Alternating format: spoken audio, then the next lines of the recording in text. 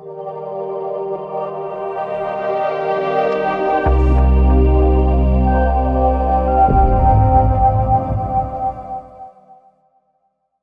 I'm Matthew. And I'm Jason. I'd like to welcome you to the Blue Mountain Property Real Estate Podcast. So this is our first podcast, and we thought that we'd start it off by just going over basically what real estate is all about. And what it means to you in this current market. So here we are in Collingwood, and let's get going. Yeah, so for anyone who doesn't know what real estate is, what can you tell us about real estate? Real estate is any land or buildings on property, including natural resources, so crops, water, that makes up real property.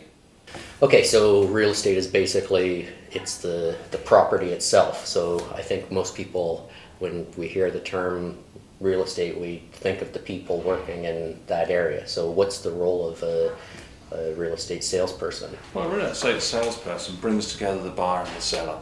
They market the property and ultimately negotiate a deal between the two parties. Right. So is there a difference between a real estate agent and a real estate broker? Well, there is a bit of a difference. The real estate broker has done additional education so that they are actually able to run their own brokerage or still work for a brokerage with a broker designation. Okay, so real estate is the property, and then either the agent or the broker is the person working in the industry. Does someone looking to buy or sell a house, do they need to use an agent? No, there's absolutely no reason why anybody is compelled to use an agent. But you have to remember that this is probably the largest transaction you're going to do, and it's something that you don't do regularly. So a real estate agent or broker is able to navigate through the process much more efficiently and will probably get you a better result financially. Will also help you through the pitfalls in drafting a contract, which if you do it on your own, which you are perfectly capable of doing, you won't have the benefit of that advice. So, it is absolutely the consumer's choice to use or not use a real estate agent. So what tools and resources would an agent have to help someone find a home or sell it? Well, in terms of finding a home, we have access to the MLS system. I know that everybody has access to realtor.ca, but we can set up automated searches so that any property matching your requirements is immediately emailed to you. We know the background, we know the pricing, we know where the market's going. So in those terms, it is much more efficient for us to deliver suitable properties than for you to sit there yourself looking. We will find generally things that you won't find yourselves. Right. So, for the sellers, we're able to market the property professionally, which will include internet advertising, internet coverage. Obviously, we use high-end digital media. All of our photography is done by professionals. We do videos.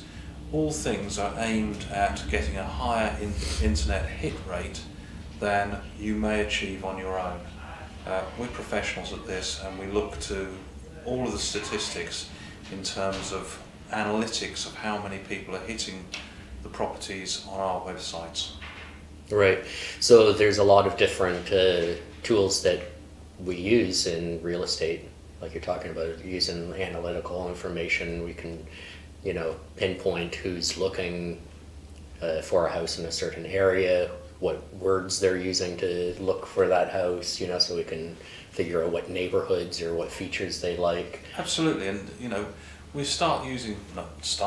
have been using tools like Facebook, Google AdWords, where we can actually target a demographic. The other thing that we're starting to do now is remarketing. Remarketing is very interesting and something that's becoming more prolific. So when we're marketing a property, if you look at a property or if we send you an email with details of one of our websites, it's likely that when you search the internet again, you'll come back to the same place.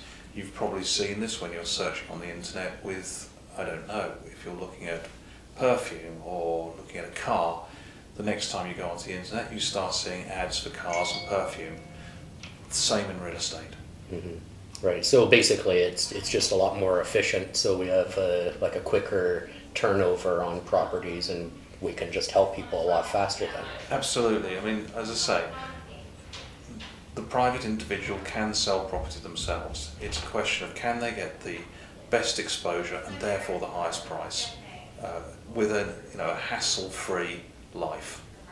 Right. So in the next episodes of the podcast, we're going to look into some of these topics a bit more in detail and look See where at we go. Yes, and maybe the next one we can talk about millennials, because it's a very interesting subject, and how millennials interact with the world and communications devices. Right, for sure. Yeah, it's interesting with a product like real estate to sell it, where you've got such a big wide demographic, you can't neglect older generations, but then you have the millennials that are like just so different from people Absolutely. who are 40, 50 years older than them. So. Technology for the millennials and the older demographic is different. Everybody uses it differently, and we have to address that with all of our marketing. So how do we reach our audience? And so hopefully over the next few weeks and episodes, you'll see some of the ideas that we have on how to reach the audience.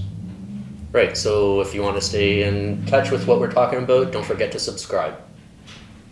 Thanks, and see you next time.